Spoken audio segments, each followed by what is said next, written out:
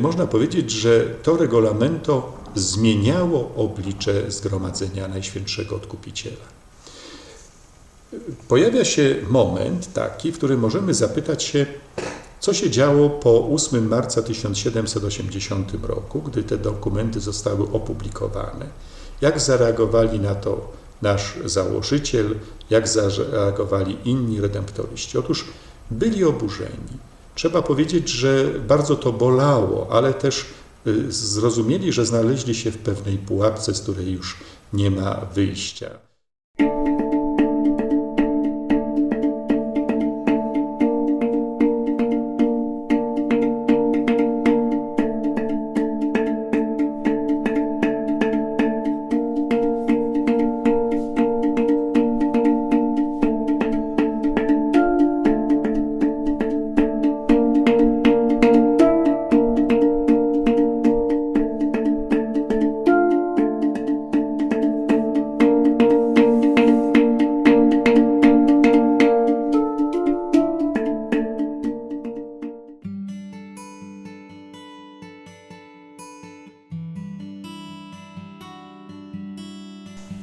Najpoważniejszy kryzys, który dotknął Zgromadzenie Najświętszego Odkupiciela w początkowej fazie jego istnienia, odnosi się do lat 1780-1793.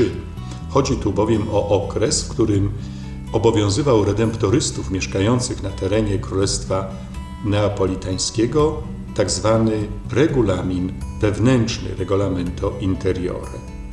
Żeby rozumieć kontekst tego wydarzenia, sięgnijmy do początków Zgromadzenia Najświętszego Odkupiciela. Powstało ono 9 listopada 1732 roku w miejscowości Scala położonej w górach wznoszących się nad Zatoką Amalfitańską. Jego założycielem był święty Alfons Maria de Liguori, który pochodził z Neapolu. Pierwsi towarzysze świętego Alfonsa pochodzili również z Neapolu. Pierwsze domy, które redemptoryści budowali na terenie Królestwa Neapolitańskiego.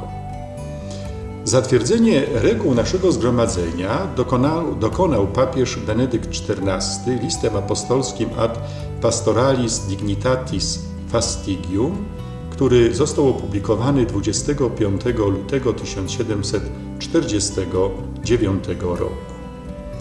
Była to wielka radość dla świętego Alfonsa i również całego zgromadzenia. Zebrani wtedy redemptoryści na pierwszej kapitule, jaka została dokonana w naszym zgromadzeniu, a mianowicie odbyła się ona w Ciorani w 1749 roku na jesieni.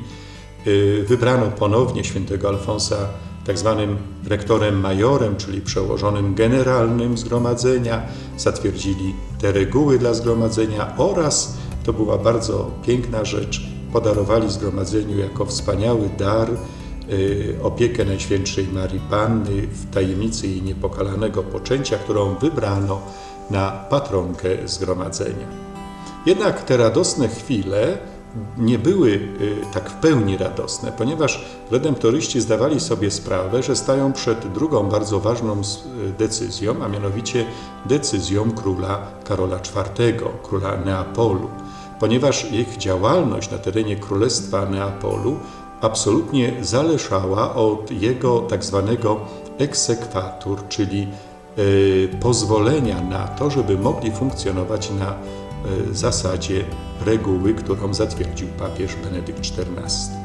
Czekali na to około 3 lat. 9 grudnia 1752 roku otrzymują dekret króla Karola IV, który tak naprawdę jest niezgodą na exequatur listu apostolskiego Benedykta XIV, a domom, które istnieją, były ich 4 na terenie Królestwa Neapolu, daje tymczasowe prawo istnienia. Pozbawia redemptorystów wtedy tam żyjących możliwości zdobywania różnych dóbr, a równocześnie oddaje ich pod władzę biskupów miejsca, na których mieli oni swoje klasztory. Jest to sytuacja bardzo trudna, zwłaszcza rozumie ją dobrze święty Alfons, bo zdaje sobie sprawę, że wystarczy kaprys królewski czy jakaś niechęć urzędnika królewskiego, aby zgromadzenie przestało istnieć. Dlatego postanawia przenieść zgromadzenie na teren państwa kościelnego. Tak się też dokonuje. Pierwsza fundacja na terenie państwa kościelnego w miejscowości San Angelo a Cupolo powstaje w 1755 roku. Z tej fundacji cieszy się papież Benedykt. Na prośbę Alfonsa podejmuje on po raz kolejny próbę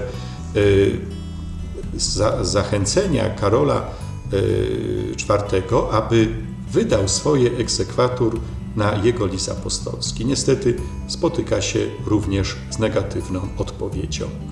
Sytuacja dla redemptorystów żyjących w państwie kościelnym jest bardzo klarowna. Żyją regułą papieża Benedykta XIV, która została przez niego zatwierdzona.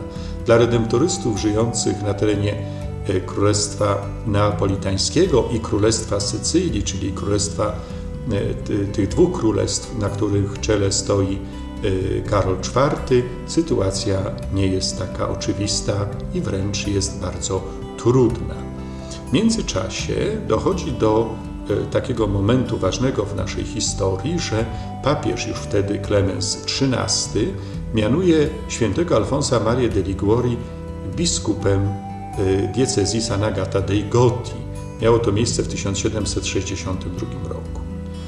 Święty Alfons próbuje przekonać papieża, że nie nadaje się do tego, ale ostatecznie ulega Ojcu Świętemu, przyjmuje sakrę biskupią i udaje się do Sant'Agata dei Goti, aby tam sprawować władzę, rządzić, służyć w diecezji, która została mu powierzona.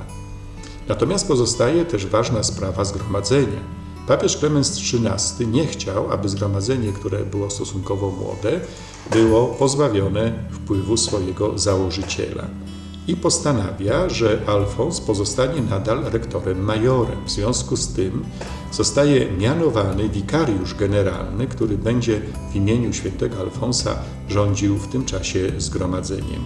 Tym wikariuszem zostaje ojciec Andrea Villani.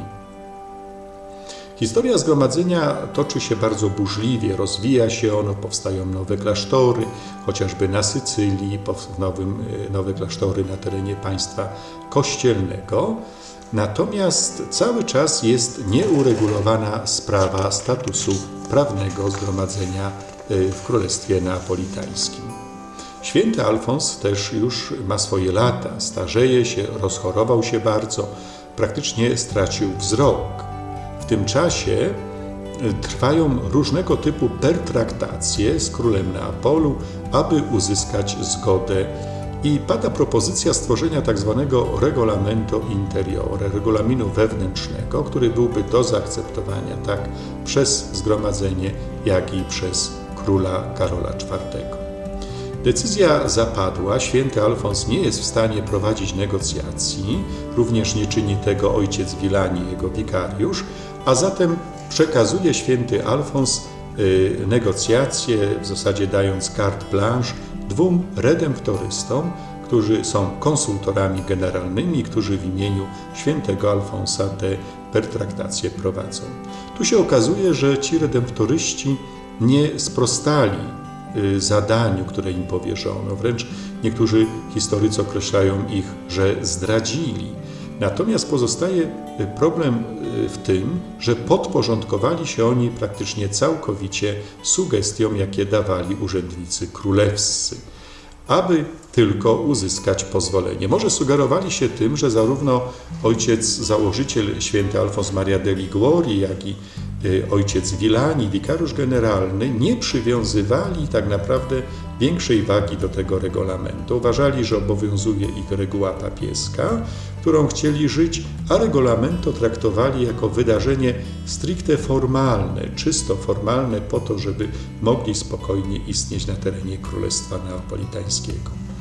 Natomiast problem pojawił się wtedy, gdy okazało się, że regulamento tak naprawdę zmienia zgromadzenie zakonne w stowarzyszenie księży.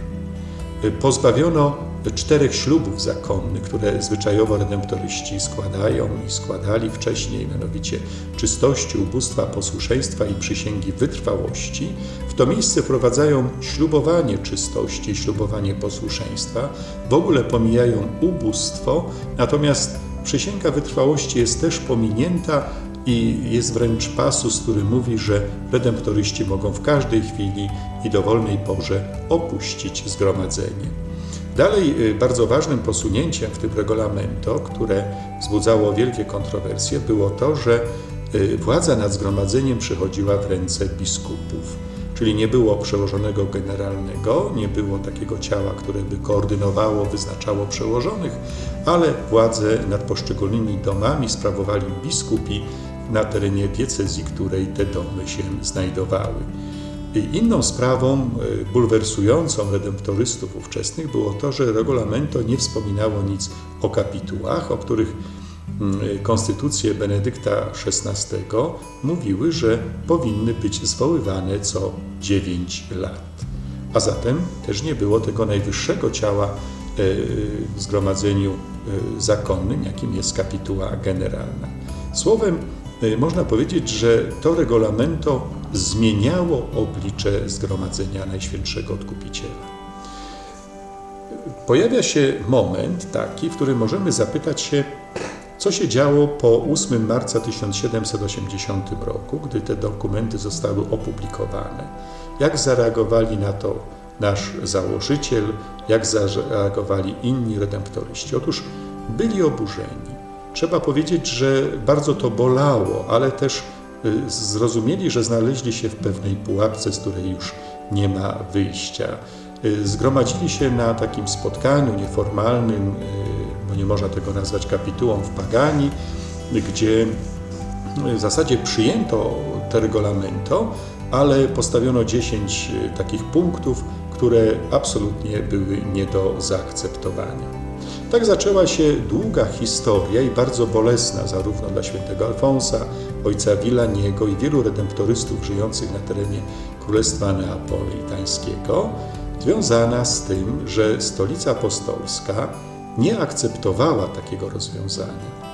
Były konkretne reguły zatwierdzone przez papieża Benedykta i ostatecznie można było jasno powiedzieć, skoro ktoś tych reguł nie przyjmuje, nie żyje według nich, żyje według jakiegoś regulaminu, który nadał król, taki ktoś nie należy do zgromadzenia i stąd powstało to przekonanie, że święty Alfons umarł poza zgromadzeniem. Zresztą jeden czy drugi wysoki urzędnik watykański tak o tym też powiedział. Mówi, że Monsignore Alfons znalazł się poza zgromadzeniem, tak jak i ci wszyscy, którzy żyli na tej regule. Niemniej jednak starano się cały czas szukać porozumień.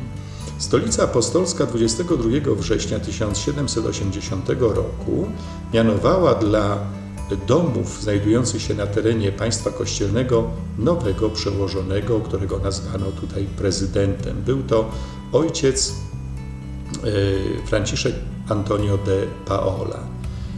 De facto stał się on drugim generałem obok świętego Alfonsa. Pamiętamy, że jest to czas, w którym też umiera święty Alfons. 8 lat później, 1787, 1 sierpnia odchodzi z tego świata. Pozostają bardzo różne sytuacje trudne do rozwiązania i poszukują redemptoryści cały czas porozumienia.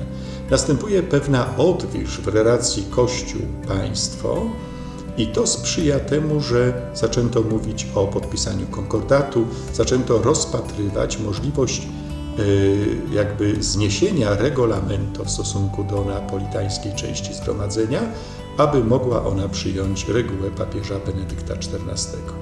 Ostatecznie zażegnanie tego kryzysu następuje na tak zwanej kapitule pojednania, czy jednościowej, która miała miejsce w roku 1793 w Pagani. Kapituła ta wybiera nowego generalnego, zostaje nim ojciec Pier Paolo Blasucci i zaczyna się nowy etap historii naszego zgromadzenia.